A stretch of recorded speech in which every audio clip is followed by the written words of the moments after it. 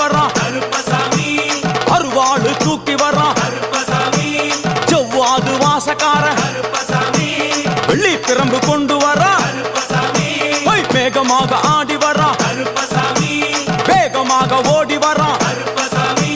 வட்ட சாட்டமாக வரான் பம்பா நதி தீரத்திலே கருப்பன் வரும் வேளையிலே பம்பா நதி குளிச்சு வரான்